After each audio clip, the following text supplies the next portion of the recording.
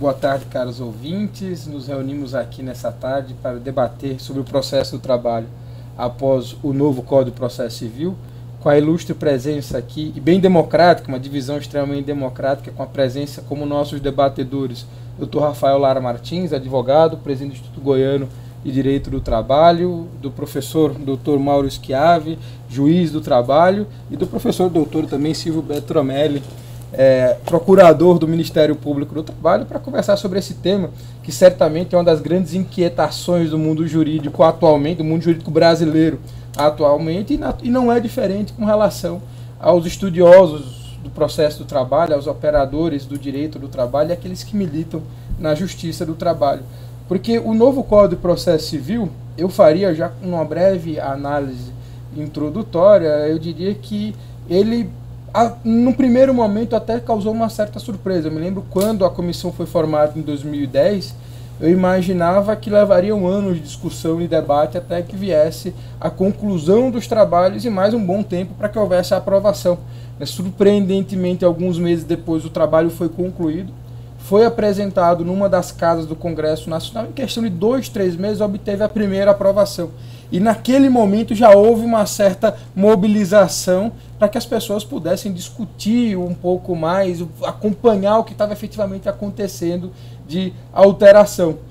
Muito se especulou se esse código seria aprovado aí em 2011, em 2012, em 2013, acabou sendo aprovado aí no final de 2014, sancionado em 2015, e hoje estamos na vacatio legis há menos de um ano do início da sua vigência. Então trouxe aqui 3 especialistas, cada um representando um ponto de vista diferente dos que militam e atuam na Justiça do Trabalho, para debater um pouco aquelas que talvez sejam as principais implicações ou possíveis principais implicações do novo CPC no nosso processo do trabalho.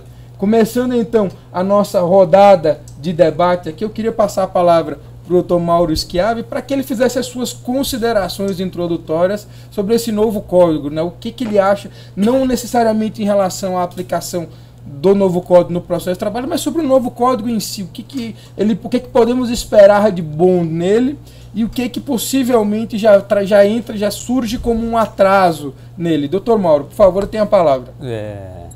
Então eu agradeço aí primeiramente o convite, é um prazer muito grande estar aqui debatendo esse assunto que é polêmico, assunto, embora polêmico, muito importante e vai ter bastante repercussão na nossa atuação. Doutor Jorge, o código vai dar trabalho, Num primeiro plano, é um trabalho intenso de estudo, de conhecimento e de compreensão. O código, embora ele não tenha tanta novidade, mas muitos assuntos pequenos foram redimensionados. Às vezes coisas que a jurisprudência já determinava, agora passam a constar do código.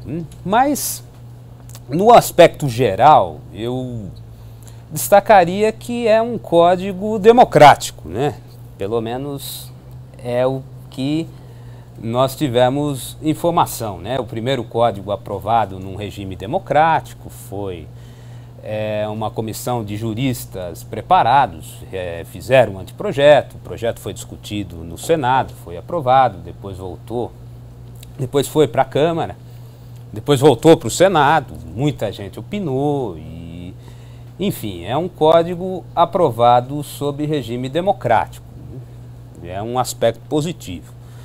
É um código que destaca princípios importantes, Tem a parte geral,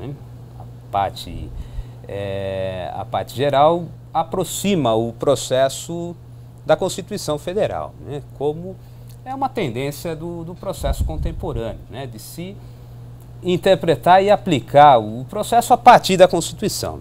Acho que isso teve um aspecto importante, Você interpretar a norma processual à luz da principiologia constitucional. Acho que esse aspecto é importante, embora isso já seja a tendência do estudo do processo, mas é importante que a lei destaque, né, a duração razoável do processo, a primazia do julgamento do mérito. É um artigo bastante importante, né? Tem vários para falar, mas eu não vou me estender muito, viu, doutor Jorge? Pode ficar tranquilo. Há vários dispositivos importantes, né? Como a primazia da atividade satisfativa, né? O reconhecimento que o acesso à justiça ele não se esgota na declaração do direito, mas na materialização, né? Então, são aspectos importantes, né? Destaco uma melhoria, né? Pelo menos a intenção de melhoria da prestação jurisdicional, melhoria na fundamentação das decisões. Agora, o aspecto mais importante que eu enxergo, né, no Código é um processo menos adversarial, né? Um processo mais conversado, mais compartilhado, pelo menos a intenção, né? Hoje nós vivemos na justiça um processo muito contencioso, muito adversarial, né? Talvez essa cooperação do juiz, das partes entre si, esse diálogo maior, né? É um aspecto que eu vejo importante, né? O processo fica mais humanizado, um processo com mais trocas de gentilezas do que com muita combatividade. Então, inicialmente eu destaco isso, doutor Jorge. Muito obrigado, doutor Mauro. Deixa eu passar a palavra agora para o doutor Silvio para as suas considerações. O que a gente pode esperar do novo Código? Bom, boa tarde a todos, aos colegas que estão dividindo aqui a sala de conversa, né? Um debate amigável. Obrigado pelo convite, é um prazer estar aqui. Boa tarde a quem está nos assistindo. As minhas impressões em relação ao novo Código convergem em grande medida com o que foi dito aqui pelo professor Mauro. Eu vejo um novo Código também mais próximo da questão da participação mais segura das partes. Eu vejo que a questão da conflituosidade, pelo menos dentro dos trâmites processuais, ela pelo menos há um interesse em diluí-la nesse sentido. Vejo uma questão também interessante dentro dessa linha de democratização e de aproximação, que é a solução para algumas situações de conceitos, que às vezes havia uma briga conceitual muito grande, que muitas vezes o processo se desenrolava em cima disso e as coisas foram sendo simplificadas. Então, o tratamento das preliminares, a eliminação de exceções em autos separados, aquela discussão de carência de ação, de condição de ação e pressuposto, as preliminares que falavam de impossibilidade jurídica do pedido e que hoje já não consta mais como uma situação de vício processual, mas sim de mérito. Tudo isso eu acho que aproxima, essa simplificação aproxima o processo das partes que estão ali.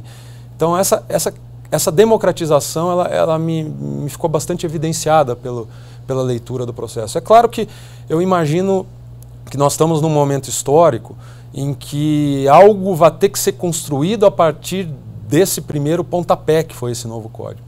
Então, muita coisa a jurisprudência já tinha, que foi colocada pelo esse novo Código, a jurisprudência já consolidara, outras coisas a doutrina já tinha ajudado a esclarecer, algumas coisas, até alguns dispositivos do Código até já haviam sido abandonados, né, pelas partes do antigo Código. Alterações vieram sendo feitas, porque nós estamos falando de um código que é dos anos 70, a sociedade mudando muito, né? Então eu acho que esse novo código ele vem para sanear várias situações controversas, simplificar, que eu acho que é a função de todo o processo. O processo ele cumpre uma missão instrumental, que é poder entregar a jurisdição ao jurisdicionado, né, de uma maneira em que ele entenda por que a solução é aquela, que ele entenda por que o trâmite é aquele, e da maneira mais democrática possível. Eu acho que aproximar o juiz das partes também é um mérito desse novo CPC. Ele se abre para os chamados acordos processuais, né? As partes, em muitas situações, elas podem inclusive combinar como é que o processo vai desenrolar, inclusive extrajudicialmente. É óbvio que o juiz vai ter que avaliar isso, né, dentro da finalidade do processo, mas isso é importante. como vem sendo dito e fica claro pela leitura do texto, houve uma influência muito grande da visão do advogado nesse processo, o que é bom, né? O advogado muitas vezes na sua lida processual ele ficava com alguma insegurança sobre como que a coisa ia tramitar, porque tramitava diferente em instâncias, em juízos diferentes. Então eu acho que essa preocupação com a posição do advogado, de ficar mais claro como se dá a participação dele, eu acho que é bastante interessante. Mas, por outro lado, eu também acho que oportunidades foram perdidas de se avançar ainda mais em circunstâncias que estão no nosso horizonte próximo, né? Então eu acho que o processo ele é tímido quando trata dos atos processuais eletrônicos, né? O processo judicial eletrônico é uma realidade na Justiça do Trabalho, é uma realidade já caminhando a galope. Acho que nas questões coletivas também, né, para falar um pouco da parte que é o meu dia a dia no Ministério Público do Trabalho, as ações coletivas elas podiam ter tido uma atenção melhor, né?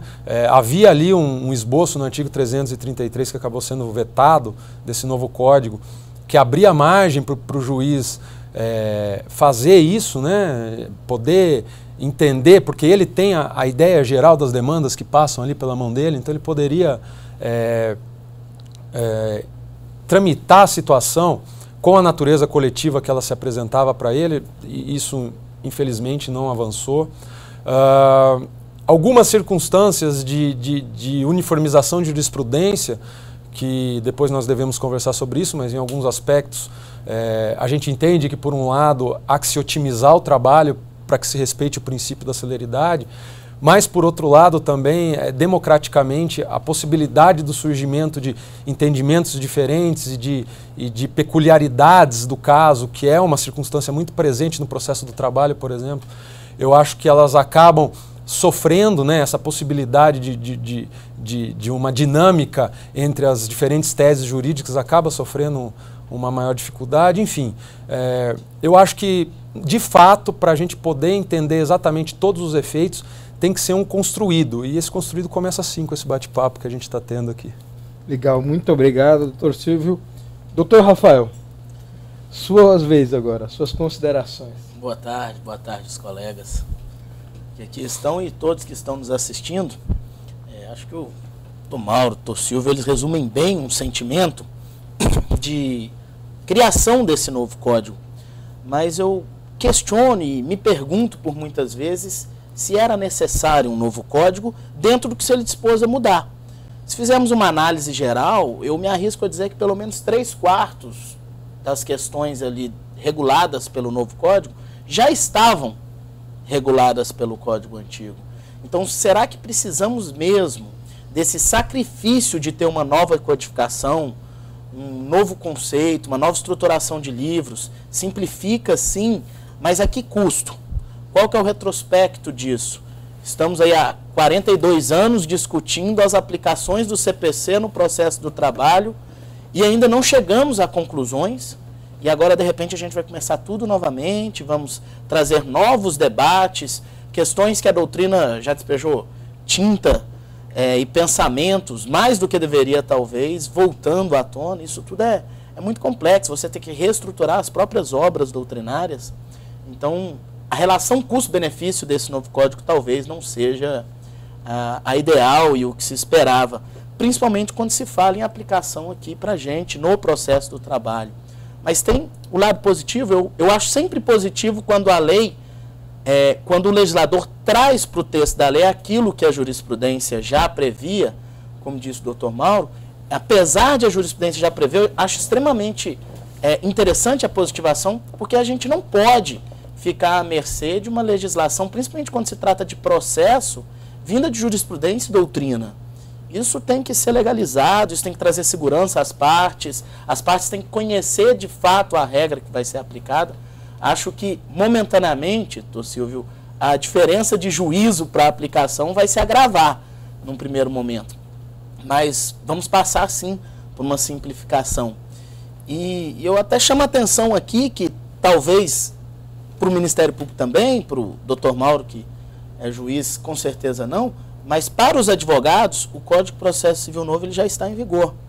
Muito se engana aquele advogado que pensa, eu vou estudar o novo Código de Processo Civil a partir de março ou na véspera da entrada em vigência dele.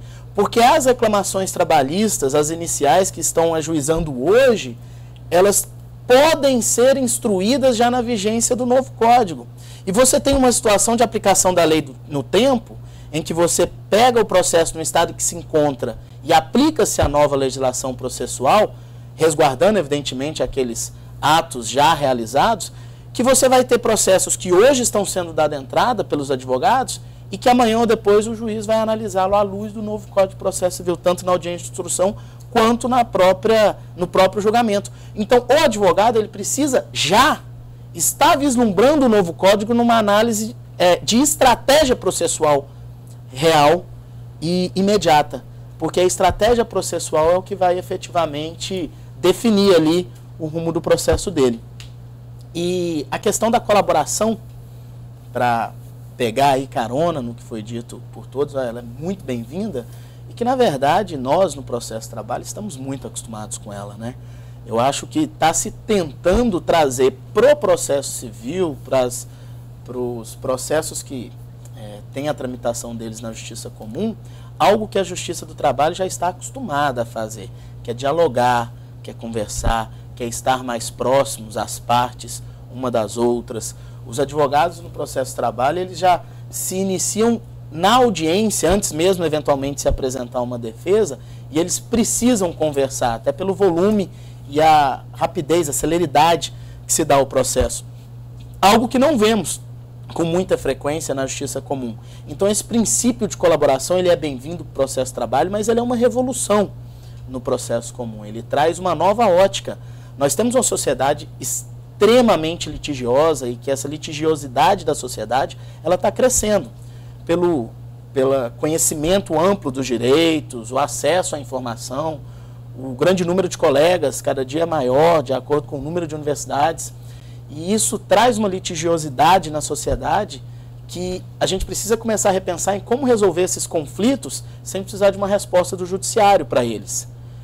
Em conciliação, em arbitragem, em consenso e talvez, ideologicamente, conceitualmente, dar um primeiro passo de colaboração processual é meio que ensinar às pessoas que elas podem dialogar mesmo no conflito. E isso é muito importante, isso é uma novidade muito interessante para o Código. Código esse que traz também alguns reparos, na minha opinião, históricos de tentar, e depois a gente discute se isso aplica ou não, resguardar um contraditório, um princípio da não surpresa, finais de semanas e feriados de volta à advocacia, férias para a advocacia. Isso é muito positivo, isso é muito salutar, muito saudável, até para a saúde do operador de direito que está do lado da advocacia. Eu queria aproveitar até um trecho que eu destacaria da sua fala, muito interessante, e da fala do Dr. Silvio também, dos que antecederam, muito interessante acerca da conciliação, que às vezes me parece realmente que em relação, de um modo geral, não só sobre esse aspecto, mas sobre o código de um modo geral, eu costumo dizer que a gente tem tido um movimento de aproximação recíproca entre o processo do trabalho e o processo civil. O processo do trabalho cada vez mais usa o processo civil como complemento, por conta do aumento de complexidade das relações de emprego, da necessidade de instrumentos mais formais para sua complementação, e o processo civil tem se aproximado cada vez mais do processo de trabalho na busca de inspiração legislativa. E nesse aspecto da conciliação, da mediação, me parece que o processo civil aproximou muito mais do processo do trabalho do que o que a gente possa imaginar em termos de aplicação do processo civil ao processo de trabalho. Mas será que, na verdade, a gente não está, em relação a esse movimento todo de conciliação intraprocessual, digamos assim, dentro do processo, será que a gente não está invertendo uma lógica tradicional do processo? Né? Eu me lembro das minhas aulas de teoria geral do processo, em que a gente discutiu o processo como a última ratio. Né? O processo era exatamente aquilo que você recorreria quando você não tivesse nenhuma outra alternativa. Não deu para solucionar, nós caímos no processo. E de uns tempos para cá, tem se criado toda uma cultura de que deve se propor a ação para conciliar no processo. É o discurso do conciliar é legal na justiça, do CNJ de um modo geral. é a própria postura, muitas vezes, da Justiça do Trabalho de não reconhecer acordo extrajudicial, seja em comissão de conciliação prévia, seja entre advogados, entre clientes representados por seus advogados, seja perante o sindicato, mas aquela ideia, muitas vezes, do judiciário de dizer, não, eu só concilio o que está, eu só aceito o acordo feito na minha frente, porque eu tenho condições de equilibrar o papel de força entre as partes, o desequilíbrio entre as partes, o que é muito bom, sem sombra de dúvida, num aspecto, mas em outros momentos, em outras ocasiões que se verifica no dia a dia, pode ser até um pouco fictício, né? Pode ser um pouco aquela ideia de que efetivamente a gente tá discutindo um pouco a ideia de que o juiz consegue equilibrar entre as partes, mas às vezes é o próprio juiz quem pressiona pelo acordo e pressiona o próprio reclamante para que aceite o acordo que está sendo oferecido. E em outros casos homologa acordo, por exemplo, sem reconhecimento de vínculo de emprego, em total prejuízo da Seguridade Social. Então, assim, a grande pergunta que eu faço é o seguinte: a gente está fazendo um movimento realmente de valorizar o diálogo, a conscientização, mas será que esse diálogo deveria ser processual? E aí eu devolvo a pergunta invertendo a ordem da ajuda. Eu sei que você está ansioso para falar. Eu passo a palavra, doutor Rafael. Qual é a sua opinião em relação a essa questão? Na verdade, eu vou provocar, já que eu vou ser o primeiro, para que o doutor Silvio e o doutor Mauro possam colocar. Mas a falta de conciliação e o excesso de litigiosidade, pensando aqui no processo do trabalho, especificamente, ela é culpa do próprio sistema principiológico e legislativo do direito do trabalho. Um sistema que não permite que as partes se conciliem. Um sistema que só diz que a conciliação é possível perante o Poder Judiciário. Então a culpa é do próprio Judiciário, que é quem reclama do excesso de trabalho, do excesso de processo, e que está causando, eventualmente, junto com o Legislativo, é claro, essa impossibilidade de conciliação entre as partes. E nem a negociação coletiva é respeitada. Nem a negociação coletiva, aquela que deveria constitucionalmente ter um manto de legalidade, de respeito, até ela está sendo relativizada no Poder Judiciário, na avaliação dos casos. Exemplo maior disso, na semana passada, agora muito recentemente, o vice-presidente, o Ives, ele encaminhou para o Supremo Tribunal Federal uma questão de relevância, a 50.009, que discute justamente a legalidade ou a possibilidade de compensação daquelas questões que foram negociadas coletivamente em convenções e acordos coletivos de trabalho, com base no princípio da segurança jurídica, no artigo 5º da Constituição Federal. Pegando carona naquele julgado recente no tema 152 ou 153, salvo engano, da questão da validade da negociação coletiva para o plano de demissão voluntária, e dizendo que toda negociação coletiva tem que ser respeitada, no mínimo, para se compensar aquilo que as partes planejaram, programaram e conciliaram pensando que existia validade, para se modular de uma forma melhor isso aí. Então essa falta de diálogo e o excesso de litigiosidade é da própria estrutura do direito do trabalho, esse impedimento. Doutor Mauro, como é que o senhor vê essa questão agora, essa polêmica instaurada aí? Essa é uma questão polêmica mesmo. Historicamente, os conflitos trabalhistas eram resolvidos por conciliação, né? Pelo menos os livros trazem, né? Os primeiros órgãos eram eminentemente de conciliação, de mediação. E hoje se entende que é o caminho, né? Nós temos aí, os dados atuais, quase 100 milhões de processos no judiciário brasileiro. É um número assustador, né? É um processo para cada 2,5, 3 habitantes, né? Então, a litigiosidade é intensa. E a conciliação, a mediação, elas são positivas, né? Aqui na Justiça do Trabalho há polêmicas aí antigas, né? O trabalhador aceita um acordo porque precisa, porque não pode esperar. O juiz do trabalho força o acordo, né? Alguns advogados ficam até um pouco chateados, né? Naquelas tratativas, às vezes o juiz força bastante, né? Hoje até pode ser encarado como assédio processual, né? Essa empolgação no acordo, né? Mas eu vejo a conciliação sempre num aspecto positivo, né? Eu até acho um certo exagero de algumas posturas que não permitem conciliação em determinados direitos trabalhistas. A arbitragem é vista com muitos entraves, né? Mas eu, sinceramente, doutor Jorge, eu acredito muito nesses núcleos de conciliação dentro do judiciário, que o Código determina que sejam instituídos, né? Esses núcleos de composição de conflitos dentro da justiça, com conciliadores vocacionados, com mediadores e com supervisão do tribunal, né? E me permita fazer só uma interrupção breve. Será que esses núcleos deveriam ser trazidos para o processo do trabalho também, em sua visão? É possível aplicar essa regra do Código ou não? Ou precisaria de uma alteração, de uma reformulação da própria CLT? Não, sem dúvida. Eu acho que alguns tribunais já é uma realidade, né? O nosso tem aqui em São Paulo, tem um núcleo ainda tímido, mas que com custo pequeno tem obtido resultados interessantes, né? Eu acho que o conciliador vocacionado, o mediador, muitas vezes o magistrado com a autoridade, né, com a força para impor a conciliação, muitas vezes não é o ideal para alguns conflitos, né? Muitos acordos só vão sair na presença do juiz, outros não vão sair. Mas em muitos conflitos, o mediador com mais tempo, com mais calma, sem impor, né, ele potencialmente pode conseguir alguns resultados interessantes. Nesse aspecto, eu gosto muito desses núcleos consensuais e conflitos, mas, em princípio, com supervisão do tribunal, em princípio, né?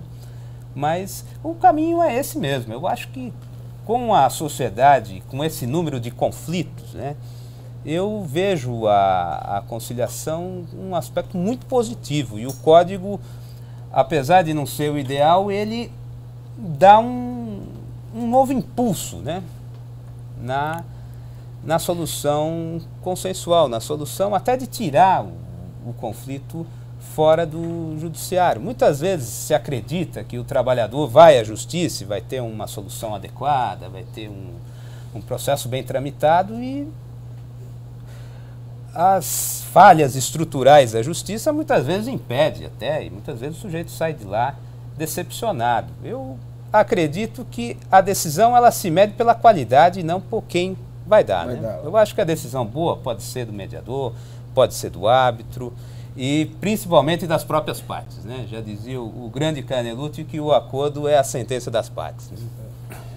Doutor Silvio, e na sua opinião, será que nós não estamos internalizando demais, ainda mais os conflitos para consensualizá-los, digamos, para solucioná-los de forma consensual só no processo? Será que, por exemplo, o próprio Ministério Público tem previsões de atuações como árbitro, como mediador, que acabam sendo pouco utilizadas diante do espaço que poderia haver? Então, será que a gente não está cada vez mais... Esse discurso todo do conciliar é legal, esse discurso agora da criação dos núcleos de conciliação, de mediação, será que ao invés de, digamos assim, solucionar o excesso de problemas de processuais, não vai acabar aumentando eles ainda mais, criando essa cultura de que é preciso entrar com o processo para fazer o acordo, ao invés de procurar outros mecanismos de solução, como se tentou no passado a Comissão de Conciliação Prévia, como há previsão de mediação no Ministério do Trabalho e Emprego, no Ministério Público do Trabalho, entre escritórios de advocacia, sindicatos ou outras instâncias que não a Justiça.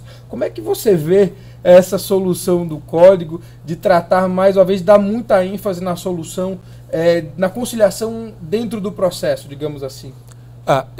Lógico, o que eu vou dar agora é uma opinião, tentando projetar alguma coisa, o que não quer dizer que é o que vai acontecer. Mas a minha visão primeira é que não vai mudar muita coisa. Nós já estamos numa circunstância de judicialização muito grande, seja dentro do campo trabalhista, seja fora. Esse código é até interessante, que ele traz um destaque para as colusões e para os atos simulados, né? Inclusive na participação do Ministério Público, deixando claro que o juiz pode inclusive obstar o acordo. Era uma coisa que se discutia antes, a jurisprudência discutia, se o juiz podia obstar o acordo por vislumbrar uma simulação ali, ou uma falta de interesse, porque na Justiça do Trabalho é muito comum que o empregador fale, ó, há controvérsia, você quer receber X, eu acho que você tem direito a Y, então vamos entrar na Justiça, porque lá eu tenho a garantia da homologação judicial irrecorrível, né? Eu acho que não muda muito. Eu vejo essa questão da conciliação, eu acho que vai continuar litigioso do mesmo jeito. Essa questão da aproximação, muito interessante, que você disse, ou seja, do processo civil trazer para si uma tendência que o processo do trabalho já tinha, eu encaro isso de duas maneiras, né? A depender do marco de partida que eu uso. Então, num primeiro momento, pragmaticamente falando, a gente partindo do princípio que o Estado não tem condição estrutural de responder adequadamente no tempo necessário e por causa desta falha estrutural, às vezes com a qualidade que se espera. E aí quando eu falo Estado, eu incluo o Ministério Público, as instâncias estaduais, né? Fiscalização do trabalho. Por não haver isso, você acaba criando uma demanda que ela tem que ser em algum momento operacionalizada, sanada, né? Ou pelo menos mitigado esse prejuízo. E nesse ponto, a conciliação sempre foi vista com ótimos olhos. Daí é dentro desse contexto que eu encaro as propostas do conciliário legal e essa aproximação, né? Agora, isso falando pragmaticamente, porque pessoalmente, aí eu vou discordar das outras falas, especialmente do Dr. Rafael, eu não acho que o processo do trabalho ele causa essa dificuldade da conciliação fora e por isso é legítimo. Eu entendo que, na verdade, isso é uma vicissitude da própria relação capitalista que a gente vive. Há uma tensão entre partes que gozam, ostentam uma hipossuficiência, isso é dito quando a gente estuda o direito material do trabalho, e eu acho que isso acaba pressionando o direito processual do trabalho. Você tem dificuldade num país como o nosso, onde o nosso sindicalismo sofre muito, né? E aí essa é uma outra discussão, mas onde as questões coletivas têm dificuldades de ser posta no mesmo nível, por mais que a teoria do direito coletivo traga que o sindicato negocie em igual grau de força com o empregador, isso é uma questão teórica, porque na prática o sindicato só vai conseguir fazer isso se houver uma consciência de classe bem consolidada e que dê respaldo, e hoje a gente tem vários problemas em relação à grande maioria dos sindicatos brasileiros, né, de crise de legitimidade mesmo, né? O trabalhador tem dificuldade de se reconhecer como classe e ainda quando se reconhece como classe, às vezes tem dificuldade de reconhecer o sindicato como seu legítimo representante. Tudo isso estoura na ponta numa negociação coletiva que muitas vezes acaba gerando muito pouco ganho para o trabalhador, né? Que economicamente já é hipossuficiente. Então, eu não tenho a ilusão de achar que na sociedade capitalista que a gente vive vai ser possível chegar num nível de negociação em que o empregado vai conseguir nivelar a hipossuficiência econômica que ele tem em relação ao empregador. Mas eu ainda acho que os ganhos são muito, muito tímidos. Se tivesse que haver algo conciliado fora, a seara melhor seria a do direito coletivo, mas nós temos esse problema. Em relação aos núcleos de conciliação extrajudiciais, eu, como integrante do Ministério Público, sou um tanto traumatizado em relação a isso, porque não caiu, na época em que as comissões de conciliação prévia existiam e os tribunais arbitrais em questões individuais atuavam com mais frequência, a minha mesa ficava cheia de situação fraudulenta.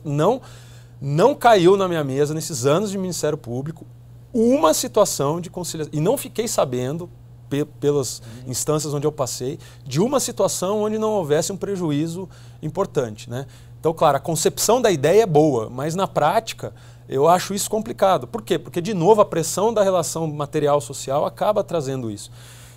Então, quando a Justiça do Trabalho ela se coloca como um paradigma dessa conciliação, eu vejo isso com preocupação na perspectiva do equilíbrio das relações sociais.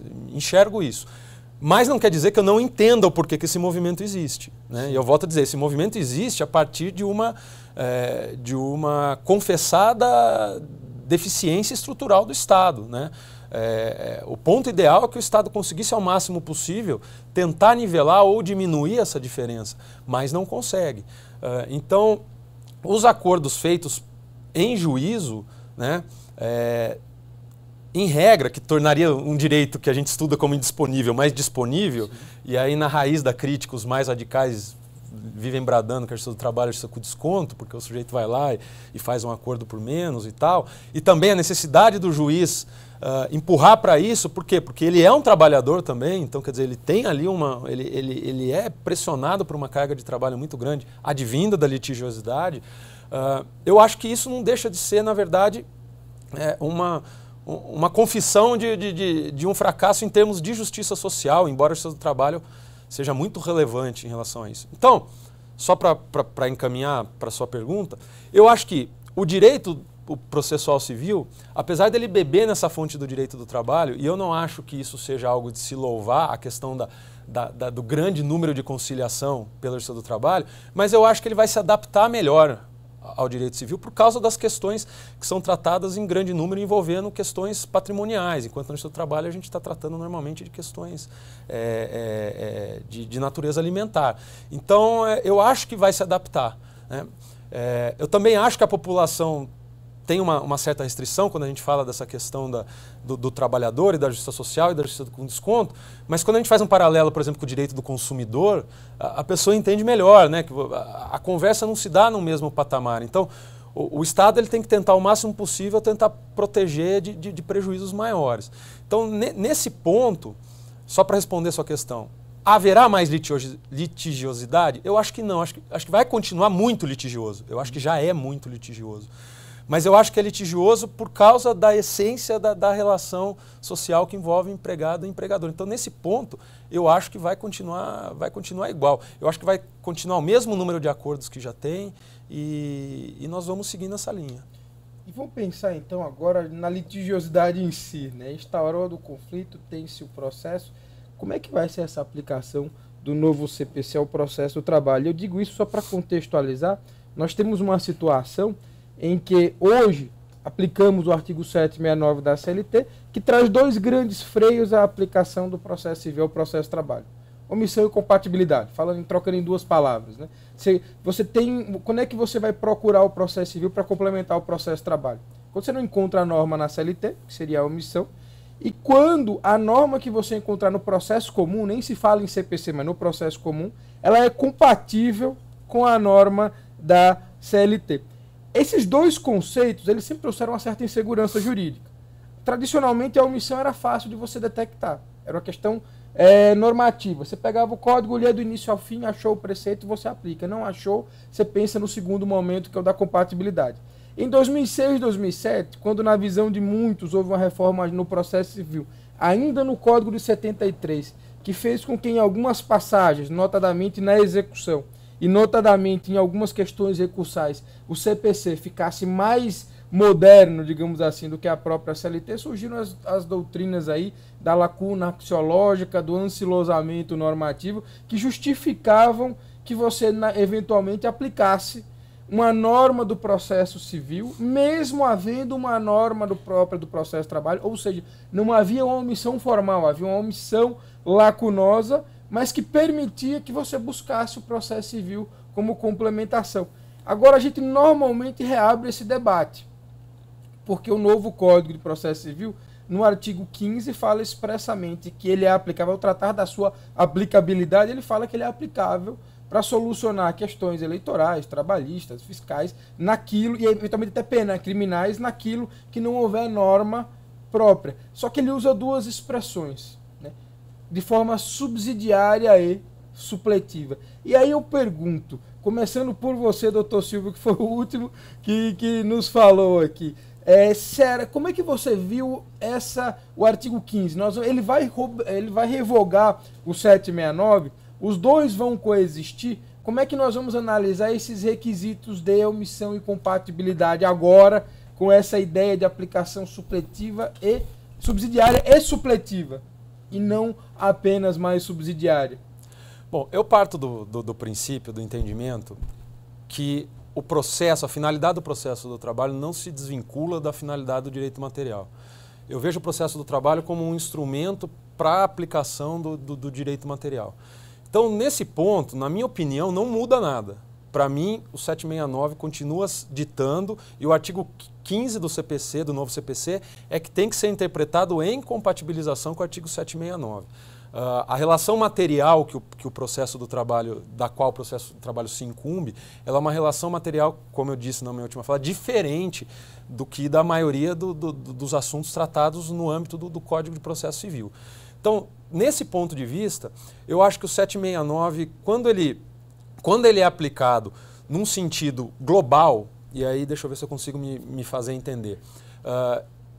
Eu penso que a Justiça do Trabalho ela ainda é tímida ao admitir que o 769, que o processo do trabalho, é um processo em si que cumpre uma finalidade e, a partir dessa finalidade, que é também inspirada pelo princípio da proteção do trabalhador, então eu entendo que o princípio da proteção do trabalhador se aplica também dentro do processo do trabalho, inspirado por isso, globalmente, toda vez que houvesse uma possibilidade de aplicação subsidiária do CPC ou não, dentro exatamente desses dois requisitos, que é a omissão e a compatibilidade, a Justiça do Trabalho deveria usar como critério exatamente esse. A compatibilidade é a satisfação desses princípios particulares do processo do trabalho, né? Alguns dos quais transmutados para o processo civil. Então, princípio da proteção, princípio da celeridade, princípio da oralidade. Eu acho que se a Justiça do Trabalho encampasse isso como a referência global e a partir daí analisasse tudo, eu acho que ficaria mais fácil. Mas, o que eu penso que vai acontecer? Um pouco na linha do que o Dr. Rafael disse. Embora o novo CPC venha para simplificar, essa questão de o que vai ser aplicado no processo do trabalho ou não vai gerar muita controvérsia, e eu acho que a Justiça do Trabalho peca porque já antes desse novo CPC, quando era com o CPC antigo, ela analisava os casos de maneira isolada. Então, aplica-se ou não o determinado dispositivo de execução em relação a determinado... Então, havia discussões e mais discussões jurisprudenciais em relação àquele artigo, naquele momento processual.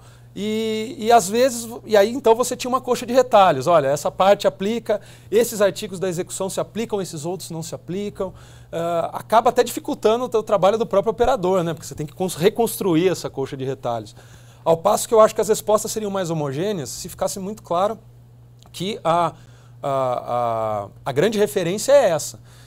Então, como eu penso que deveria ser, e qual é a minha leitura, a minha interpretação da norma, é que o 769 ele tem que continuar vigorando como está, e eu acho que a interpretação do caráter supletivo, ela se subordina à ideia do processo do trabalho enquanto uma tramitação diferenciada, próxima do processo civil, mas diferenciada.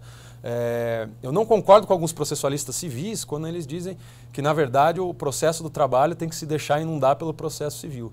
Volto a dizer, porque eu acho que o que subjaz aos processos são as relações materiais das quais eles cuidam. E nisso há uma diferença abissal entre o processo civil e o processo do trabalho. Então, para apimentar, minha opinião é essa. Mas então eu já vou passar a palavra para o Dr. Rafael e fazendo uma provocação, né? Não há uma máxima, então, que diz que o legislador não utiliza palavras inúteis, né? Então será que na hora que ele vai, além de falar do subsidiário, que era o clássico que nós tínhamos, ele fala também em supletivo, ele não está querendo passar alguma mensagem? Uma possível leitura seria consagrar de fato a teoria da lacuna axiológica, do ansilosamento normativo e possibilitar inclusive que, não havendo uma omissão na CLT, você pegue do processo civil só aquilo que o complementa. Então, no exemplo clássico do código anterior, da multa do 475J, nós temos uma regra em relação ao prazo para pagamento. Não temos a combinação da sanção. Será que aplicar supletivamente não era buscar só essa diferença para complementar o que já existia? Lógico, desde que havendo compatibilidade entre os preceitos, desde que imaginando que isso traga, por exemplo, mais proteção para o trabalhador. Doutor Rafael, como é que você vê essa possibilidade ou essa hipotética forma, digamos assim, de interpretação? Eu enxergo um pouco diferente, não vou dizer que em oposição ao que o doutor Silva coloca, mas um olhar um pouquinho diferente disso, até diferente do que os processualistas puros têm dito. Primeiro que eu entendo que a questão da lacuna axiológica ela é perigosa. Essa história de você não poder aplicar, de poder inclusive afastar uma norma injusta para aplicar uma outra norma processual por ser mais justa, ela é complexa, porque eu vejo o princípio da proteção como um princípio eminentemente de direito material e um princípio secundário de direito processual. Por que secundário? Que ele só pode ser aplicado se expressamente previsto. Por exemplo, no tratamento diferenciado para ausência às audiências das partes. Esse é um exemplo clássico de aplicação do princípio da proteção no processo de trabalho, mas expressamente previsto. Porque de forma expressa, o que não é previsto para a proteção do trabalhador ou de uma das partes do processo, você não pode criar insegurança jurídica processual. Então eu me filio mais à teoria clássica de aplicação, em que você não pode simplesmente escolher uma norma com base no princípio da efetividade do direito material em si. Mas fazendo a análise do 769 e do 15, eu acho que eles conversam bem também. Eu não entendo que o 769 ele não está revogado pelo artigo 15. Acho que o diálogo é muito próximo, até porque, consultando o dicionário, subsidiário e supletivo, quando o dicionário traz em segundo, terceiro ou quarto item, ele acaba citando um ao outro como exemplo. O Aurélio traz supletivo como sinônimo de subsidiário e vice-versa. Então há uma complementação aí para corrigir um erro de interpretação. Qual era? A interpretação de que possivelmente, se há uma previsão, não se poderia complementar aquela previsão. Então não seria só subsidiária, seria também supletiva, para se complementar. E isso favorece a proteção, sim, de quem busca a satisfação do seu crédito por meio da execução trabalhista. Mas nós não podemos ignorar, de forma alguma, as normas de introdução ao direito que uma legislação específica ou mais moderna, dependendo da legislação, ela vai revogar outra legislação. E apesar do CPC não ser específico do processo do trabalho, o artigo 15º traz a especificidade necessária. Então você tem uma nova visão de complementação da CLT, ou do processo do trabalho em si, não só da CLT, pelo 15º e uma norma específica. Então o 15º ele tem que ter prevalência e defendo até que está revogado o 889. Não se tem que falar mais em 889 em aplicação de execução fiscal no processo de execução fiscal, no processo de execução trabalhista.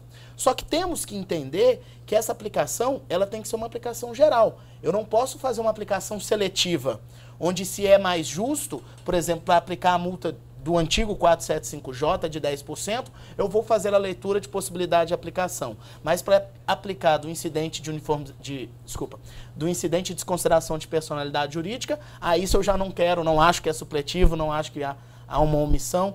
Então eu tenho que aplicar, aspas, para o bem e para o mal, dentro de uma corrente, entendo eu, uma teoria mais clássica, trazendo segurança jurídica às partes no processo, para evitar surpresa, para garantir contraditório, saber previamente como as regras vão ser.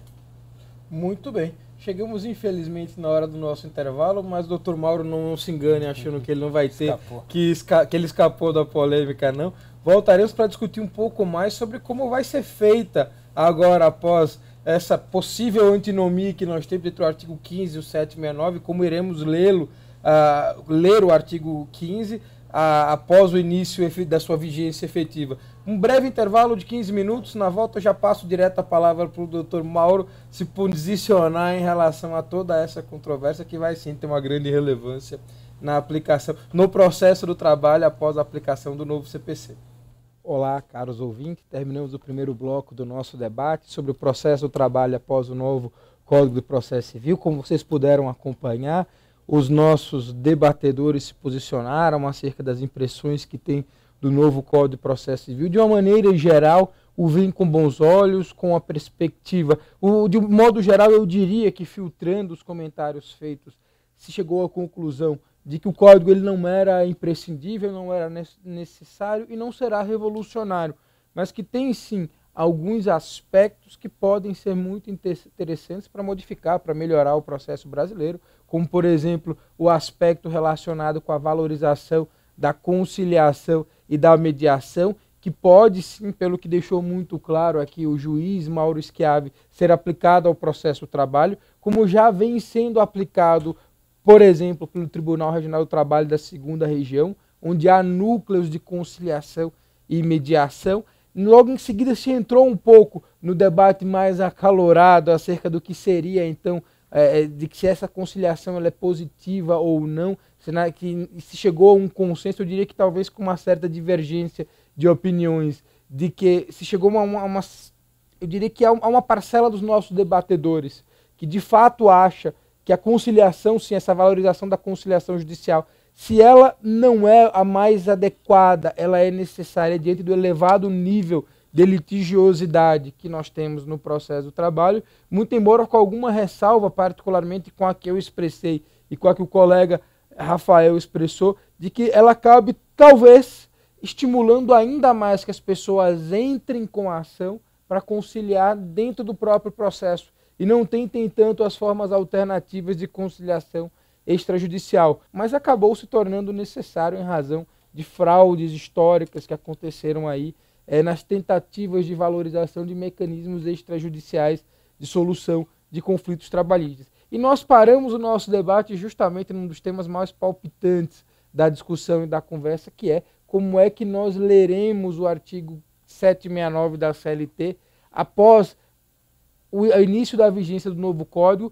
que em seu artigo 15 fala ou restringe a aplicação do processo do trabalho ao processo do CPC ao processo do trabalho, às situações em que houver aplicação supletiva e subsidiária. Então, assim, na hora de discutir sobre se haverá alguma mudança ou não, os dois primeiros debatedores já se pronunciaram no sentido de dizer que não deve haver grande modificação, que na verdade o 769 vai continuar sendo válido, embora o doutor Rafael Lara Martins tenha deixado claro aqui que na sua visão o 889 da CLT, que é o que cria o regramento e trata do regramento acerca da execução, esse sim não será mais aplicado. Então ele defendeu uma posição realmente bastante ousada e vanguardista de dizer o 769 sim continua válido, mas o 889 não, o que significa que hoje, ou a partir do início da vigência do novo Código,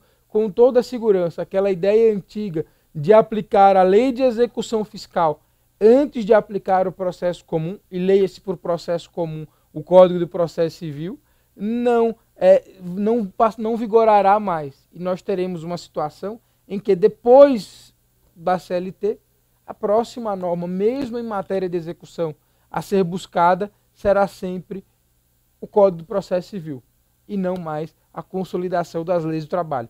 Esse seria um apanhado muito rápido das primeiras e principais ideias dessa primeira parte do nosso debate. Voltaremos depois com mais algumas questões, com mais algumas dúvidas, com mais algumas controvérsias a serem feitas. Paramos a primeira parte do debate justamente na discussão sobre o que vai mudar na forma de aplicação do CPC, após do CPC ao processo do trabalho, após o artigo 15 desse novo CPC, que vigorará a partir de março do ano que vem. Mas faltou ouvirmos a opinião aqui do professor, do doutor Mauro Schiavi. Como é que o senhor vê, como é que você vê, meu caro Mauro, essa aplicação, esse processo do trabalho, a utilização das expressões supletivo e subsidiário, para você, vai corroborar a ideia da teoria da lacuna axiológica, vai possibilitar uma aplicação mais ampla do CPC ao processo do trabalho ou não? Como é que você viu essa questão? Essa é uma questão difícil, né? Sempre já foi colocada a divergência aqui entre os dois comentaristas anteriores, né? E cada um tem uma visão dessa aplicação supletiva e subsidiária.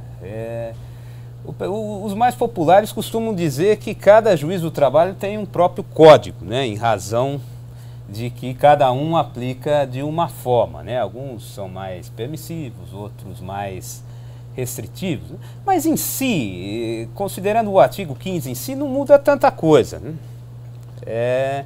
Praticamente isso já acontece, né? A aplicação supletiva, eu diria que é um polimento final, né? A CLT tem o dispositivo, mas ele ainda precisa de alguma coisa, né? Como os embargos de execução, né? A CLT é muito econômica quando fala que só pode alegar quitação, inovação ou prescrição, no artigo 884. Nós temos que buscar supletivamente o CPC para dizer também que pode alegar nulidade de penhora, falta de pressuposto, condição da ação. As hipóteses de impedimento e suspeição do juiz, a CLT também é muito econômica e nós já fazemos isso no cotidiano. Agora, indiscutivelmente, o novo código vai provocar um desconforto, né? Vai provocar um necessário estudo de tudo. E um reestudo também do processo do trabalho, porque vão aparecer questionamentos, vão aparecer pedidos e os requerimentos de aplicação do novo CPC vão ser mais intensos. E aí o aplicador vai ter que fazer um estudo não só do CPC, mas também do processo do trabalho, para dizer se efetivamente vai aplicar o processo do trabalho ou vai aplicar o CPC. E nesse aspecto eu vejo um aspecto muito positivo nisso, porque nós vamos redescobrir alguns institutos do processo do trabalho que ficam, de certa forma, escondidos ou esquecidos. Por exemplo, a possibilidade do juiz aplicar uma multa para cumprimento de obrigação de fazer.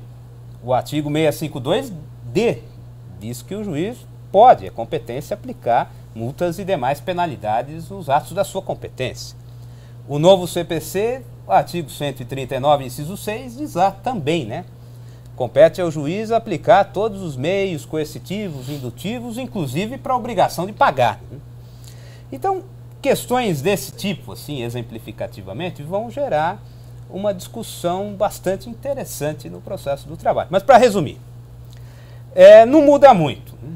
Ou, praticamente, nós vamos continuar fazendo o que fazemos já desde que o processo do trabalho existe. Nós vamos aplicar o CPC, aí, supletiva e subsidiariamente, nas omissões e, principalmente, vamos ter que avaliar a compatibilidade, né?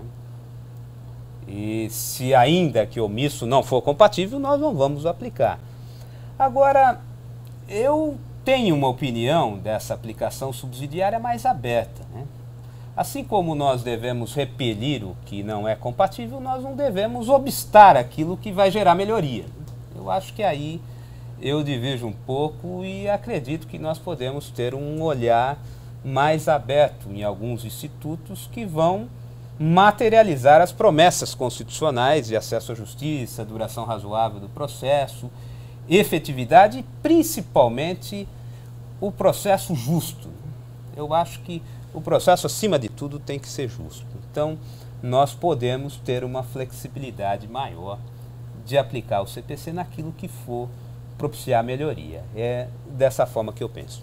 É muito interessante. Já aproveito o gancho aqui para fazer, então, propor uma reflexão que eu acho que é de grande interesse para os advogados que nos acompanham, que é saber se essa aplicação supletiva e subsidiária inclui aí, por exemplo, os prazos contados apenas em dias úteis, né? Se é possível esperar que os prazos a partir de março sejam contados, inclusive na Justiça do Trabalho, apenas em dias úteis, para acabar, por exemplo, com aquela situação que muitas vezes gera uma grande preocupação para o advogado, as publicações das varas que só publicam na quinta-feira, né?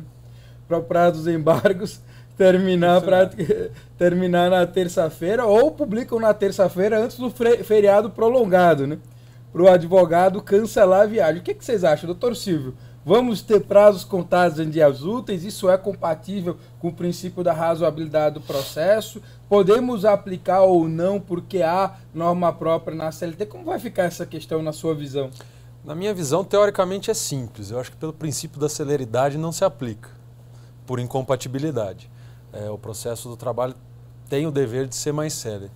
Mas na prática o que eu acho que vai acontecer é que vai haver um direcionamento pelos envolvidos, especialmente juízes e advogados. Vai ter que haver um acordo de intenções que vai acontecer, obviamente, de maneira oficial nos processos, né, para essa situação.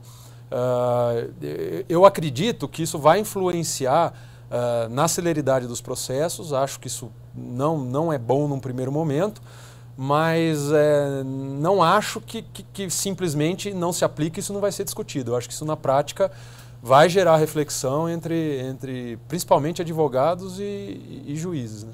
Doutor Rafael, você acha que dá para nós aplicarmos os prazos úteis sem uma modificação legislativa na CLT? Ou a gente vai ter que esperar uma reforma, digamos assim, legislativa para poder contar os prazos somente nos dias úteis? O que você acha?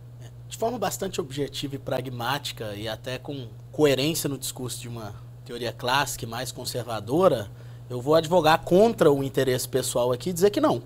Eu entendo que não aplica, porque tem previsão expressa de que os prazos da CLT são contínuos e irreleváveis. Portanto, entendo que para se contar os prazos em dias úteis, será necessário que se altere a legislação e que a CLT se modifique nesse dispositivo. E, data vênia, Silvio, eu não vejo de forma alguma como que isso impacta na celeridade. É um discurso, assim, que não se sustenta. Se você analisar o processo, o que você tem no processo de prazo? Você não tem um prazo de defesa, então você não começa a contar a partir daí. A defesa é apresentada em audiência. Então você vai ter no máximo aí um início de contagem de prazo de impugnação de um laudo pericial. Depois você tem um prazo de embargo de declaração e RO. E aí depois você tem um embargo de declaração e RR. Esses são os principais prazos da grande maioria dos processos. Desculpa, mas contá-los em dias úteis, somando-se todos esses autos, eu não chego a 20 dias. Não é esse o problema da celeridade processual, e me parece até um ataque a uma necessidade não do doutor Silvio, mas de todo o debate que se cria em torno disso, de um ataque à necessidade que se tem de contar prazo em dias úteis. Eu sou muito mais preocupado com a obediência do prazo que se cria agora de 30 dias para a sentença, porque disso ninguém fala que impacta a celeridade. Sai de 10 para 30, que é exatamente a contagem do número de dias úteis a mais que se criaria. E mesmo assim não são obedecidos os 10 em muitos lugares e nem serão obedecidos os 30. Então nós temos que esquecer um pouquinho a questão da celeridade ou não, porque não é a contagem de dias úteis que vai impactar isso aí. Acho que não é por aí. Mas entendo que não aplica da melhor forma, infelizmente, por uma coerência de aplicação que se você tem uma previsão expressa, você tem que aplicar aquela previsão expressa. Então, para ser justo com as outras aplicações que eu defendo não serem trazidas para o CPC ou serem impostas para o CPC, tendo que até que se mude a lei, ficaremos sem o prazo contado em dias úteis. Diferente do recesso. No recesso, nós temos uma legislação federal que diz que é feriado entre o dia 19 de dezembro e 6 de janeiro, a Lei de Organização da Justiça Federal, e o novo Código de Processo Civil fala que suspendem-se os prazos, uma norma processual. A CLT não fala de suspensão dos prazos nesse período. Portanto, entendo que aplica-se o recesso, sem sombra de dúvida, de uma forma técnica, direta, sem precisar qualquer exagero de interpretação, mas não se aplicaria não, infelizmente, por razões diversas, mas não se aplicaria, no meu entender, os prazos em dias úteis. Nesse caso, doutor, só fazendo uma parte, eu entendo essa contagem que o senhor falou, mas não concordo muito com ela, porque o senhor está considerando os prazos que estão previstos na CLT para os atos mais relevantes, mas no tramitar do processo nós temos outros. Hoje é muito comum você ter prazo para réplica, você ter prazo para razões finais escritas.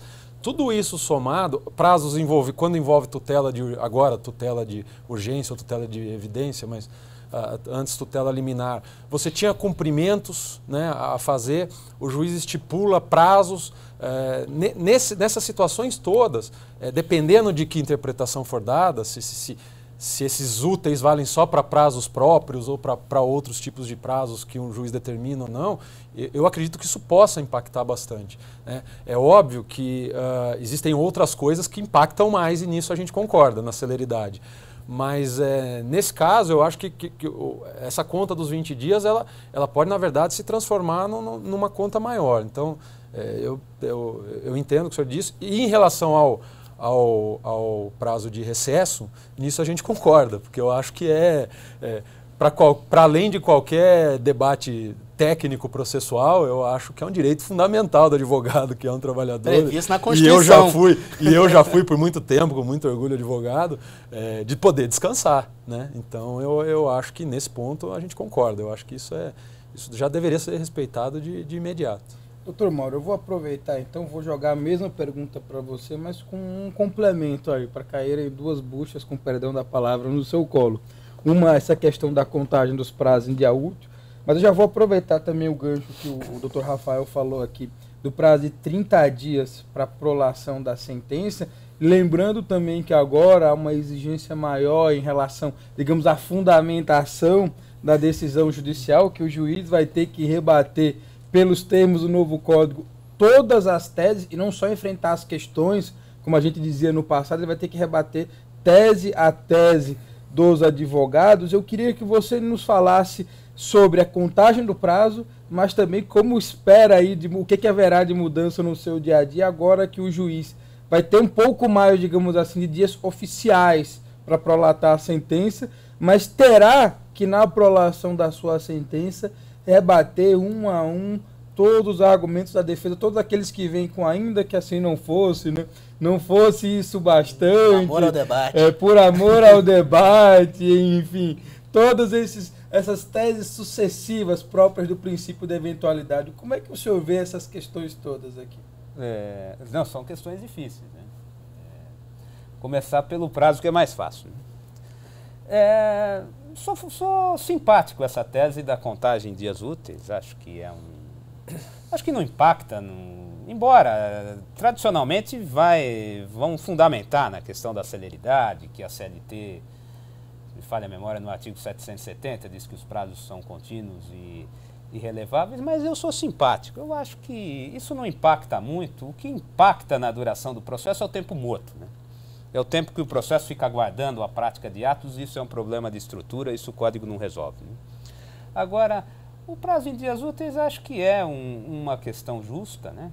Não vejo como um entrave também, não vejo como um motivo de impactar a celeridade, acho que é razoável, né?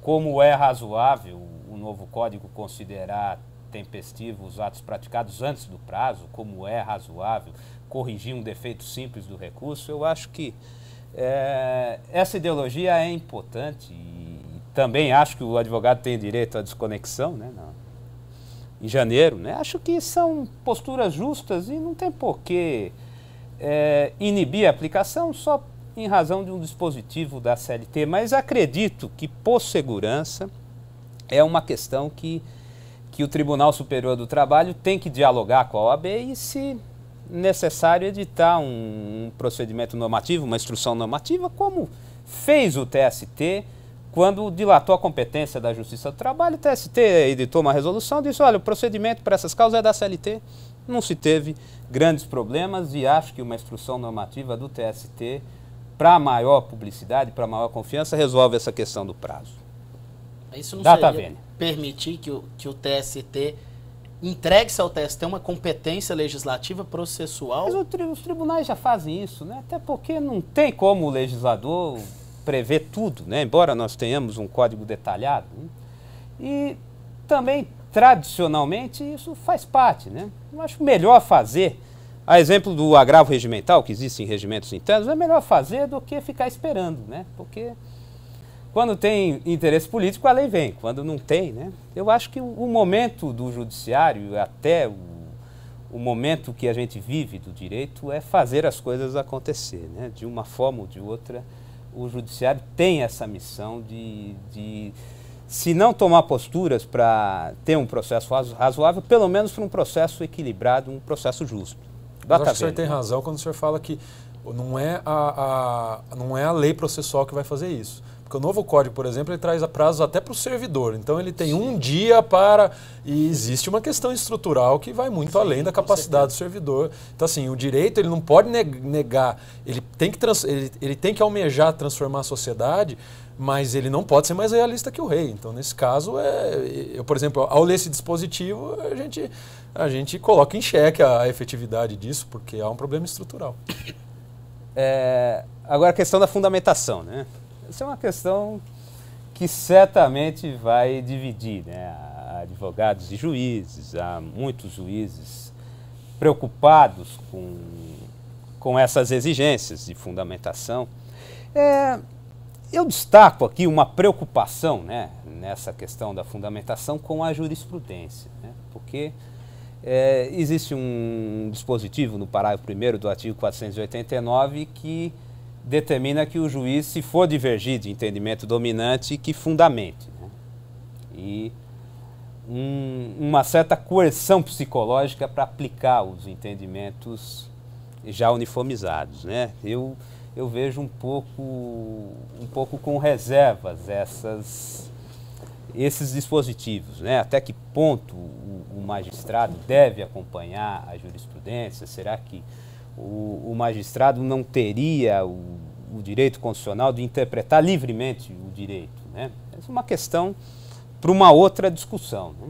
Mas, pela Constituição Federal, o magistrado só é obrigado a seguir as súmulas vinculantes e os entendimentos firmados pelo Supremo em controle concentrado de constitucionalidade, né? Certamente esse dispositivo vai gerar bastante polêmica, né? Esse eu vejo com preocupação, né?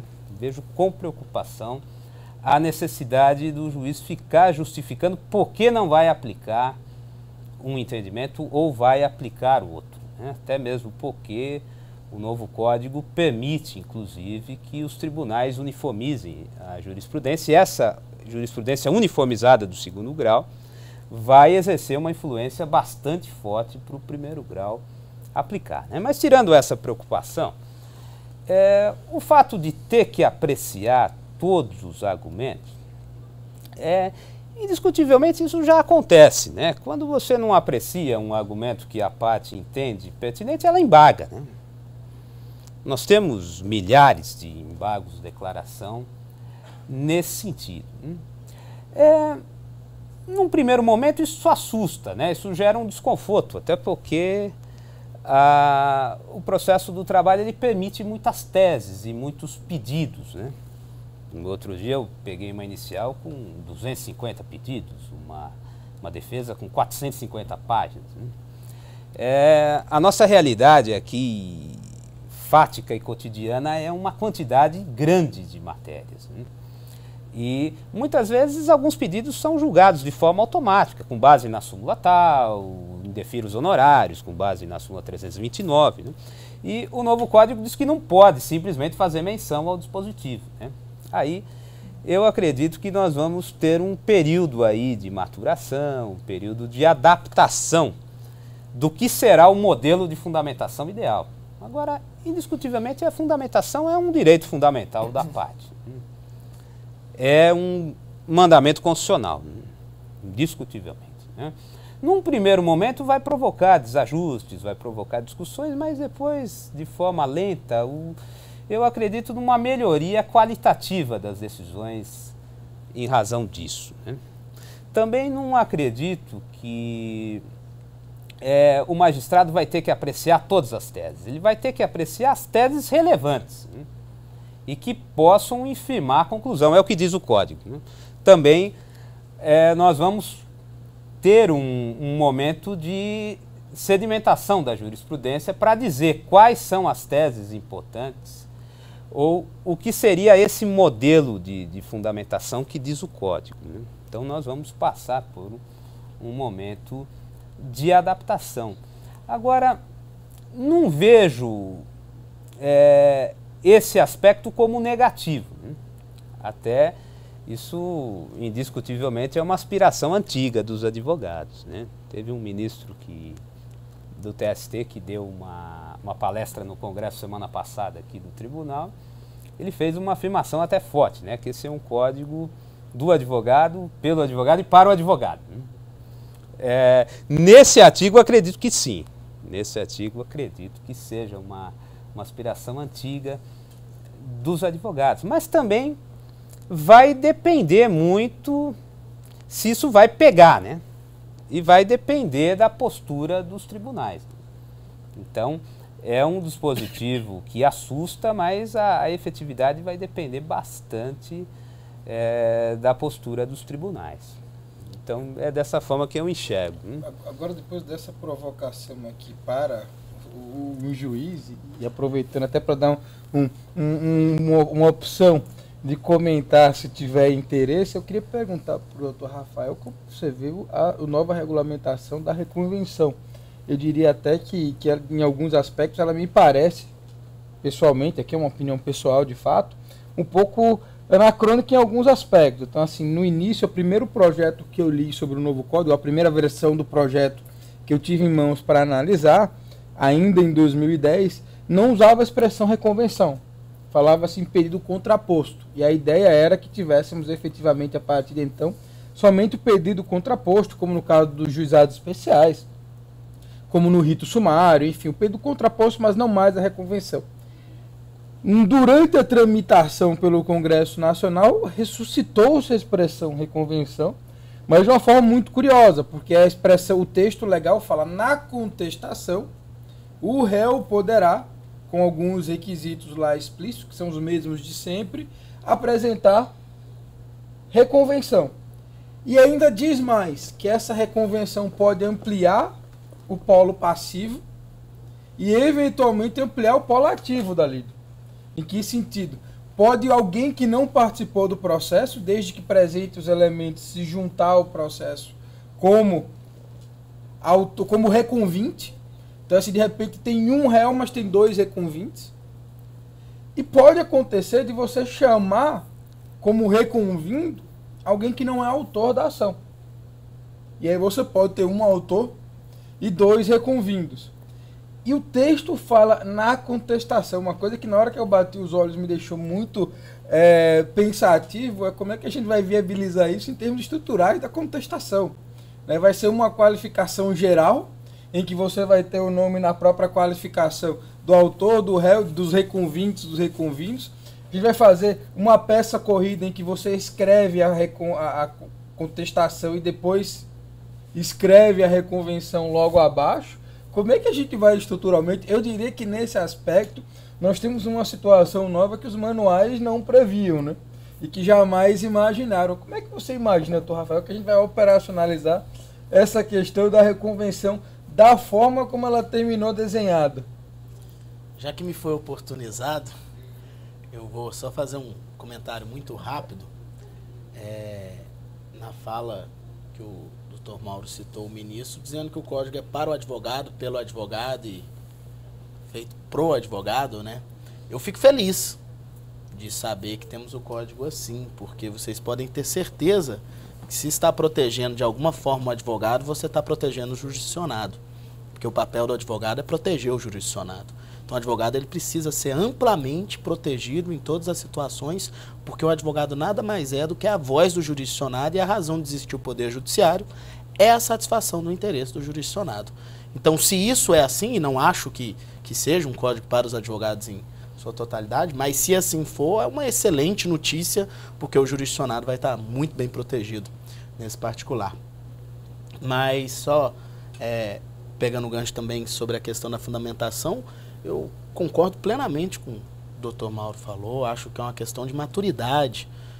Tem outras questões que o Código traz que me preocupam muito mais do que a questão da necessidade de enfrentamento e julgamento de todas as teses, como o princípio da não surpresa, a garantia do contraditório em todas as situações. Eu acho que isso preocupa muito mais quem está litigando do que, eventualmente, a apreciação de todas as teses. O motivo de se ter inserido no Código de Processo Civil a impossibilidade de a necessidade de se refutar e analisar e fundamentar todas as teses sustentadas é evitar o que a gente tem vivido em muitas situações, que é o copia e cola de decisões que acabam julgando casos que não são tão similares, mas como se similares fossem, né? Então, talvez isso tenha uma correção nesse sentido. Acho que não precisaremos chegar ao extremo de julgar todos os detalhes de fundamentação, mas concordo com o Dr. Mauro que isso vai elevar o nível da qualidade das decisões e, consequentemente, também das petições.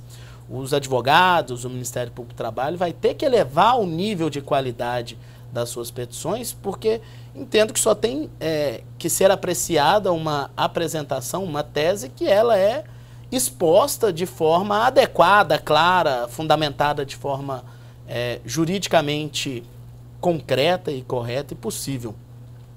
Mas voltando à questão da reconvenção, desse o nome que der, contraposto, reconvenção, é um contra-ataque da parte. A dificuldade de operacionalização, de se enxergar isso, é justamente nessa ampliação. E primeiro, se isso é aplicável ou não ao processo do trabalho, é o que nós viemos aí a pensar.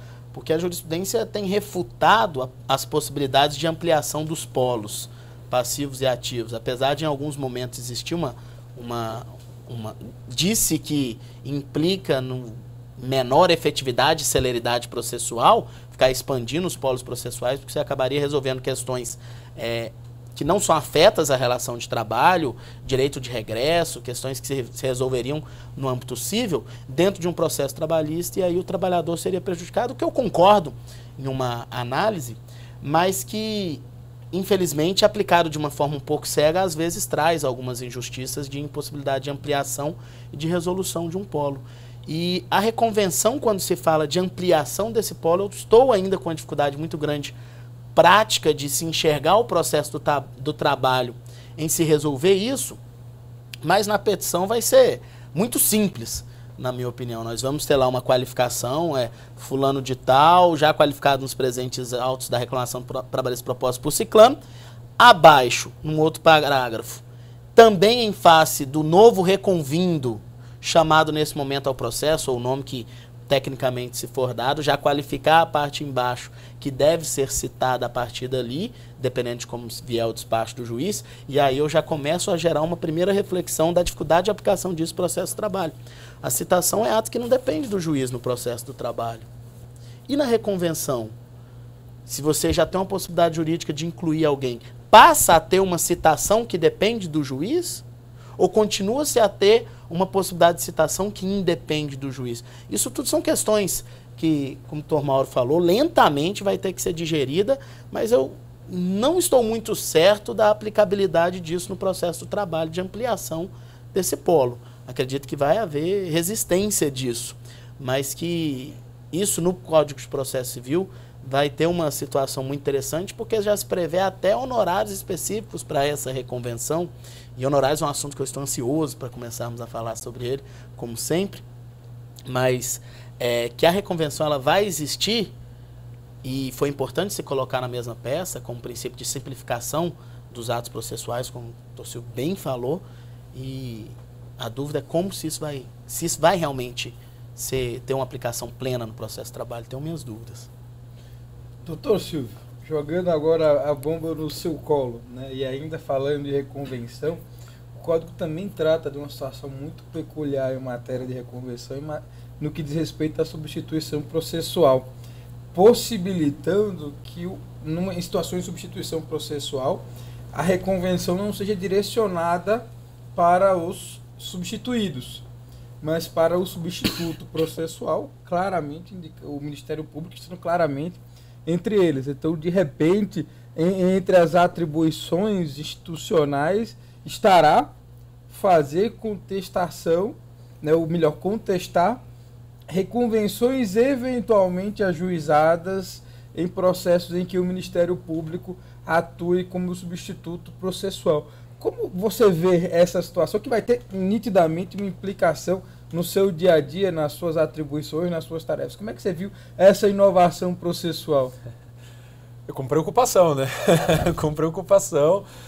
Eu vou aproveitar o gancho para não deixar de falar também da questão da motivação das decisões, mas só numa situação bem peculiar e que tem a ver com essa pergunta. Eu acho que então a gente pode partir do princípio que o Ministério Público pode defender direitos individuais homogêneos, porque é só nesse caso que ele entra como substituto processual. Nos outros ele entra como a chamada substituição autônoma, no caso dos direitos difusos e coletivos. Eu digo isso só para pegar um pouco no pé do Dr. Rafael, porque a esperança que ele tem é que todos nós temos, né? Que sempre a gente avance na melhoria da qualidade das peças, das sentenças, das iniciais feitas por advogados, por procuradores do trabalho. Mas particularmente, eu achei desnecessário esse dispositivo da questão da motivação das decisões, porque eu acho que isso é um direito fundamental cravado na nossa Constituição Federal, e que toda parte, todo advogado tem, de que o juiz analise as questões relevantes. Agora, eu achei muito exagerado, eu acho que você acirra um embate na relação. O código, a gente está dizendo aqui que a todo momento ele tenta trazer as partes para a condução de um processo que seja mais efetivo. Eu acho que nesse ponto essa disposição foi numa contramão, ele acirra os ânimos, como a gente já tem visto em debates que já estão sendo publicados. Eu acho que não tem necessidade de explicar para o juiz como é ou o que ele tem que fundamentar. Ele sabe que ele tem que fundamentar, ele tem que tornar claro e inteligível para a parte e para os seus representantes a plausibilidade da decisão que ele teve em face do ordenamento jurídico, considerando as alegações de todos, mas a gente não tem, por exemplo, esse tipo de colocação para uma petição inicial, né? Então, o Dr. Mauro, não sei se depois você vai querer dizer da experiência dele, eu vira e mexe, isso em absoluto não é a regra, mas não raro também, eu às vezes recebo uma contestação com 30 preliminares, e outro dia mesmo eu tive que responder uma que tinha 20 páginas alegando do não cabimento da ação civil pública na Justiça do Trabalho. Então, quer dizer, será que a gente... É uma tese bem superada. Não, outra, aí voltando para a sua pergunta, outra é essa, que o Ministério Público não é legitimado para tutelar direitos individuais homogêneos. E aí também são laudas e mais laudas. Outra questão dos honorários, que é muito cara para os advogados, né? E é uma questão relevante, sempre relevante. Mas às vezes também a gente pega ali como fiscal, agora o novo código chama de fiscal da ordem jurídica, né? Em nome da lei, acho alteração semântica interessante, mas a gente pega ali como custos legis uma ação em que do mérito tem uma página e dos honorários tem 10. Às vezes eu acho que assim, o salto de qualidade ele tem que ser de todo mundo, mas eu acho que esse é um aspecto de preparo e de capacitação, e aí vale para o juiz, vale para o procurador, vale para o advogado, e esse salto ele tem que ser dado, mas eu não acredito que um dispositivo como esse, eu acho que ele mais acirra ânimo. O juiz tem agora alguns dispositivos para litigância de má-fé ou de dificuldade processual, que ele pode até, em último caso, aplicar multa. Quer dizer, se você tiver um juiz com ânimo um pouco mais acirrado, ele pode entender que um X número de preliminares foi nesse sentido. Eu acho que as coisas deveriam se consertar, como o Dr. Mauro disse, pelo embargos e pelo recurso. Em relação à reconvenção dos direitos individuais homogêneos, eu acho complicado. Eu acho que, na teoria, você passa a poder admitir. Mas, na prática, eu fico tentando imaginar quais situações de reconvenção poderão vir quando o Ministério Público do Trabalho, como substituto processual em direitos individuais homogêneos, vai responder a uma de que natureza, né? Qual reivindicação poderia vir nessa reconvenção? A compensação de uma norma coletiva que o MPT eventualmente julgue que não poderia, entenda que não poderia ter sido negociada, dentro daquilo que eu falei agora há pouco no primeiro bloco, da possibilidade de compensar, no princípio da segurança jurídica, normas que você tinha eventualmente cedido e que se agora busca a nulidade e pagamento de um direito. E aí, de repente, dentro desse contexto, pode-se haver uma reconvenção para se compensar esses direitos que vinham da negociação coletiva que se busca anular, via Ministério Público do Trabalho. Mas daí já não estaria na causa de pedir a própria discussão da anulação e dos seus efeitos? Mas aí eu tenho que reconvencionar isso para se compensar aquilo que eu já paguei. Imaginemos uma situação hipotética de uma possibilidade de fracionamento, de não pagamento integral das horas em itinere. E aí o Ministério Público do Trabalho quer anular aí essa cláusula que não está bem resolvida ainda, o TST vive mudando o entendimento a respeito disso, mas eu tenho lá uma concessão de um outro direito de forma compensatória a isso. Eventualmente uma alimentação que seria concedida a um determinado custo. E aí o Ministério Público propõe uma ação para anular essa negociação, busco o recebimento daquelas horas e eu, em contrapartida, quero a compensação, então, daquele direito que eu paguei em contrapartida de alimentação. Isso é uma possibilidade jurídica. Eu acho que tem um outro exemplo, até se me permitir, mas imaginando o Ministério Público entrando com uma ação civil pública para que um sindicato determinado, como aconteceu bastante alguns anos atrás, devolva as contribuições assistenciais ou confederativas cobradas de não associados. É um direito individual homogêneo e, de repente, o sindicato resolve entrar com uma reconvenção, né, se ela vai ter sucesso ou não, é bem questionável, mas entrar com a reconvenção alegando que o Ministério Público está violando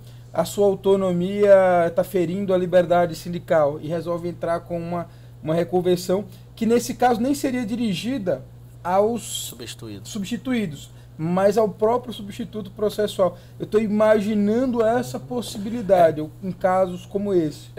Eu visualizo melhor o primeiro exemplo, o da compensação de valores pagos. Eu acho o seguinte, tem que se manter a lógica do direito individual homogêneo. Então, o argumento da reconvenção, ele tem que ser um argumento que também se revele de natureza individual homogênea, portanto, você possa discutir em relação ao grupo como um todo. Sim. Eu acho que nesse caso é possível se imaginar. Nesse outro caso... Esse outro caso que eu estou trazendo, a reconvenção seria contra o substituto. Então, mas nesse caso, aí eu acho que não cabe... Com a inclusão do Estado no polo passivo já. O Ministério Público do Trabalho, por exemplo, nas ações de anulação de TAC, já não é ele que responde, é a União, né? Então entra naquela ideia. A relação de reconvenção, ela tem que se dar entre quem está reconvindo e os trabalhadores substituídos, no caso do Ministério Público do Trabalho, ou dos substituídos, no caso de outro Ministério Público. Eu acho que fora da exata dimensão, da exata clareza de haver um direito individual homogêneo em reconvenção, ou seja, um interesse individual homogêneo de outra parte, digamos assim. É como se você tivesse devedores individuais homogêneos. Então você está tratando todo mundo por uma causa comum que se aplica a todo mundo. Aí eu acho que seria possível. Fora disso, pelo que eu entendo no novo código, é o seguinte, você vai dirigir contra os substituídos o seu interesse, mas a parte processual vai ser o substituto. Então, dirigir contra o substituto diretamente o interesse, aí eu já acho que não estaria de acordo com a finalidade do dispositivo. Acho que é por aí.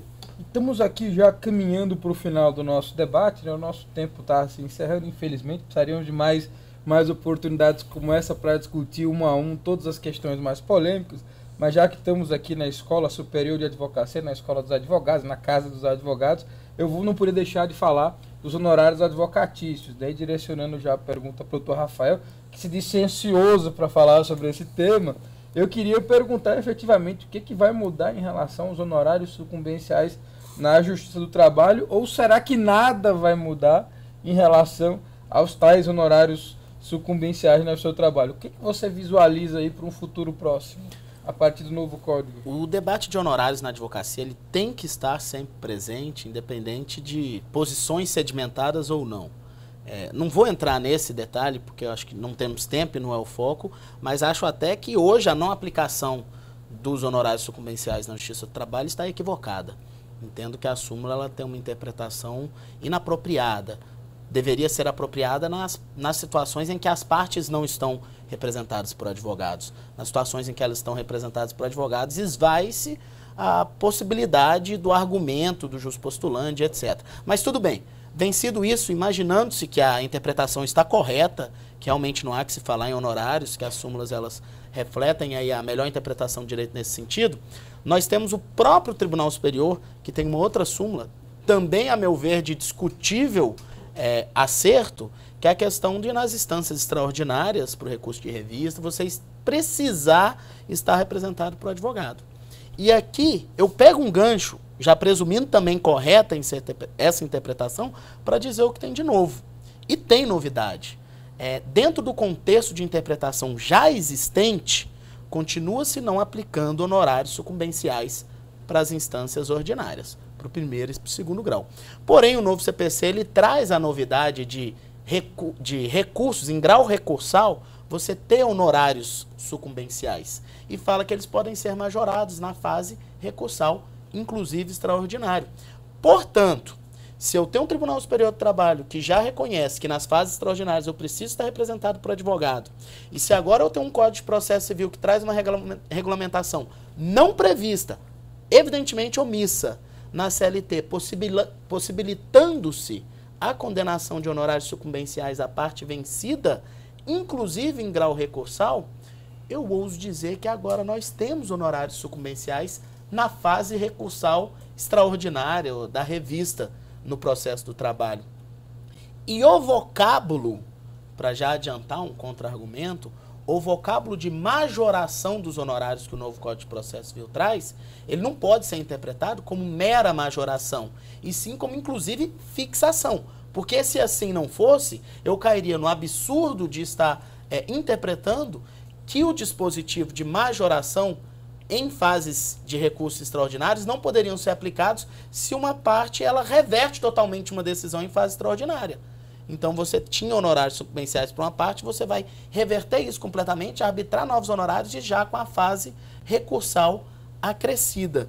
Então, nesse contexto, passo a interpretar que existem honorários sucumbenciais, na Justiça do Trabalho em instâncias extraordinárias com a aplicação do novo Código de Processo Civil nesse particular, utilizando-se e presumindo-se corretas as interpretações simuladas já até TST a respeito de honorários advocacícios e a respeito da necessidade em grau extraordinário de representação dos advogados. Muito bem. Infelizmente estamos caminhando aqui para o nosso final, né? Eu gostaria muito de ter outras oportunidades, ou ter mais tempo para poder discutir. Acho que há tantas outras questões ainda muito palpitantes e acho que teremos aí um ano cheio de discussões até março do ano que vem, até o início da vigência do novo CPC, mas infelizmente premidos pelo tempo, me resta agora agradecer imensamente a presença dos meus amigos aqui, dos meus colegas professores, Dr. Rafael Lara Martins, que veio de Goiás para participar desse debate, Dr. Mauro Schiavi, que encontrou uma brecha aí na sua agenda sempre atribulada para estar aqui conosco, Dr. Silvio Beltramelli, que veio de Campinas também prestigiar aqui esse debate, ele que também é professor da Escola Superior de Advocacia, esteve aqui em outras ocasiões, esteve em diversos núcleos da Escola Superior de Advocacia, e agradecer particularmente a todos os que se dedicaram a essa reflexão, a todos os que de fato assistiram o nosso debate, lembrando que faremos ainda um breve comentário geral sobre essa segunda fase do debate, antes de encerrar definitivamente os nossos trabalhos. Mas agradeço mais uma vez aos 3 colegas de debate aqui, acho que foi muito proveitoso. Eu espero que vocês tenham, que vocês saiam daqui tão enriquecidos como eu certamente sairei, e como eu espero que todos os colegas que nos assistem saiam depois desse debate. Muito obrigado a todos e é sempre uma satisfação poder revê-lo, é sempre uma satisfação poder conversar com você que nos assiste pela internet. Muito bem, tivemos aqui a segunda parte do nosso debate, aí com discussões mais localizadas, mais setorizadas, algumas divergências muito interessantes acerca da exigência, ou da maior exigência, digamos assim, de fundamentação das decisões judiciais, que certamente vai permear os próximos debates sobre o processo do trabalho após o novo CPC, certamente vai permear aí as discussões e reflexões dos próximos manuais de processo do trabalho, nos cursos de direito processual do trabalho. Tivemos também algumas discussões bem interessantes acerca da possibilidade de aplicação da regra de contagem dos prazos apenas em dias úteis no processo do trabalho de imediato, sem haver necessidade de uma reformulação da CLT para incorporar um preceito similar. Também acho que foi muito interessante, muito proveitosa a nossa reflexão aqui acerca de como será a reconvenção num espaço curto de tempo, né, como vai se aplicar a reconvenção após o novo Código de Processo Civil, que deixará de ser uma peça autônoma, mas continuará a receber o nome de reconvenção, enfim, e que traz uma previsão cuja aplicabilidade gerou, digamos, talvez algumas divergências aqui, que permite a ampliação do polo passivo da lide, eventualmente do próprio polo ativo da lide. Então temos uma série de questões ainda a refletir e amadurecer, e encerrados os debates aqui com essa questão nova dos honorários advocatícios, com a defesa aqui do Dr. Rafael da tese de que seria possível cobrar honorários advocativos, pelo menos na instância recursal extraordinária, a partir do advento do novo Código de Processo Civil, sem que fosse necessário uma reformulação mais ampla também na legislação processual do trabalho. Agradeço mais uma vez a todos que nos acompanharam e fica o convite aqui para continuar acompanhando aí os próximos debates sobre o processo do trabalho após o novo Código de Processo Civil, os próximos debates sobre o novo Código de Processo Civil e os cursos que estão disponíveis na rede mundial de computadores, no sítio da Escola Superior de Advocacia de São Paulo, sobre o processo do trabalho após o novo Código de Processo Civil e sobre a aplicação do novo Código de Processo Civil ao processo do trabalho. Muito obrigado a todos pela atenção.